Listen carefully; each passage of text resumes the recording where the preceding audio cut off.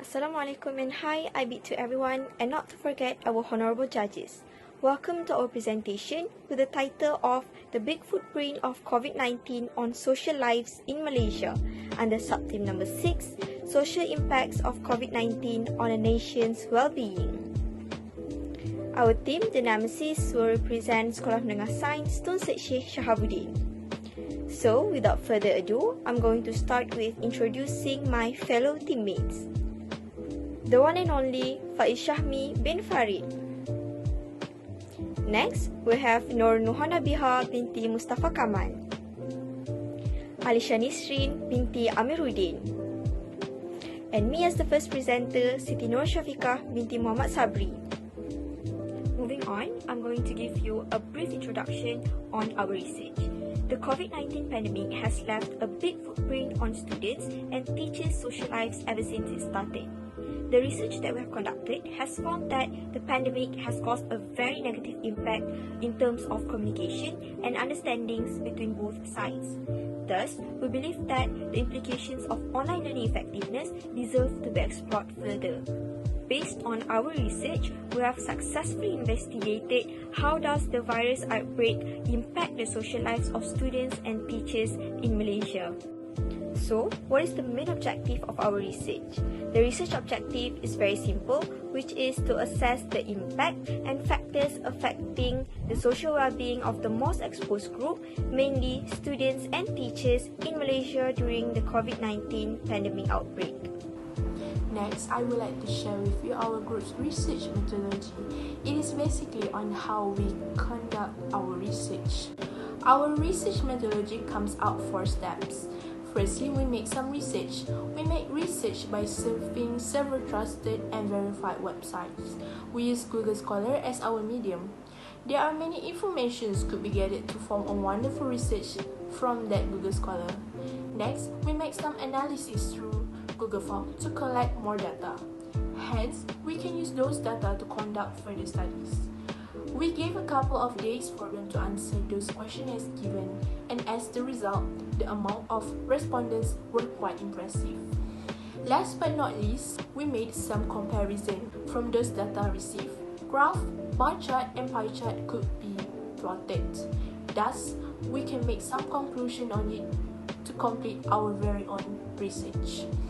For your information, that was the online survey conducted by our team, and we gave them couple of days for them to answer those questionnaires, and the questionnaires were answered by quite a huge number of respondents. So here's the result of every question in our survey. I'm going to explain about the very first question.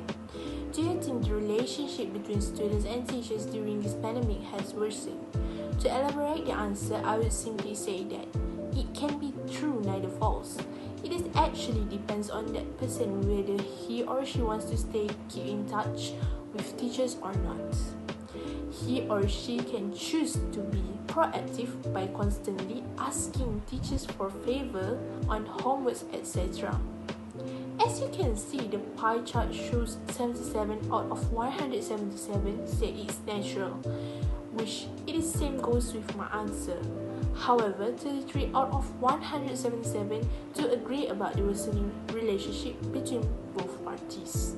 Nevertheless, regarding people who choose agree on this question, they might be struggle with their problems at home. So, they found it is hard to keep in touch with their teachers.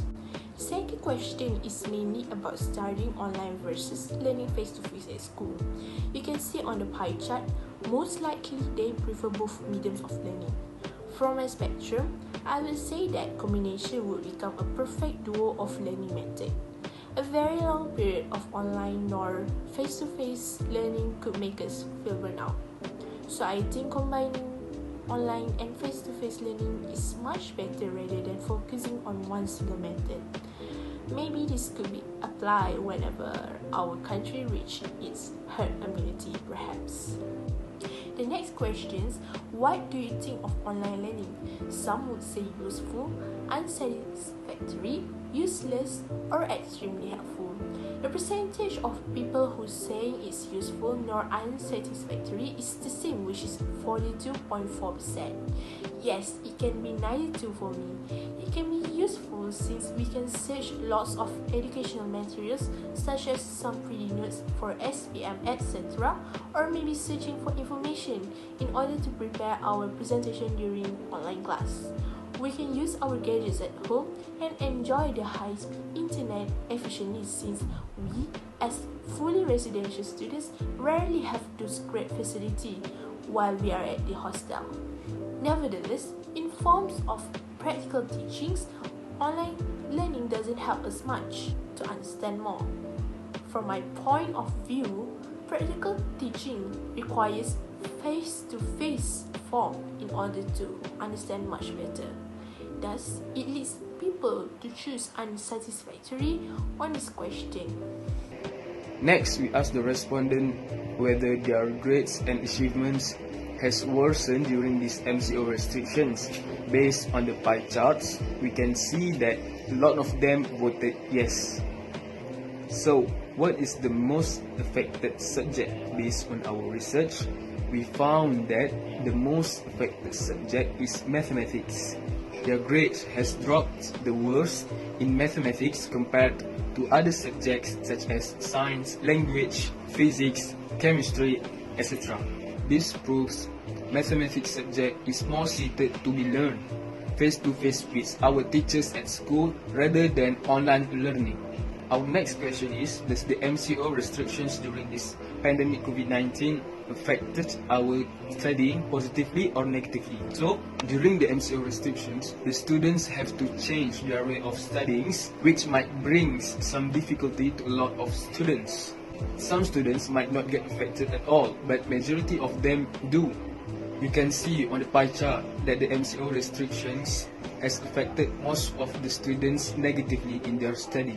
Next, we also wanted to know if they have developed some sort of psychological disorder during this pandemic. Majority of them answered maybe. So, based on the table, we have stated some causes of the problem, which is too many homework, a difficulty in understanding the teachings of the teachers, a long school session, an uncomfortable working place, and a limited supply of internet. So based on the results, we can see that the students don't like the amount of homework that they were given from the teachers. And they don't have a very good understanding of the teachings by the teachers during online classes. Moving through, this is some data that we collected about the scale of the mental disorders that the students experience. The stress level is on 3, which is moderately high. And if it goes any further, it could be potentially dangerous to the students' mental health. On anxiety, most of them is on scale 0, which means majority of them does not experience this problem. On depression, majority of the scale is also 0, which means most of them does not experience depression. Finally, in insomnia, most of the scale is also 0, which means majority of them does not have trouble sleeping at night. As a conclusion, our research shows that students' relationship with teachers are neutral. This is proven when it carries highest percentage.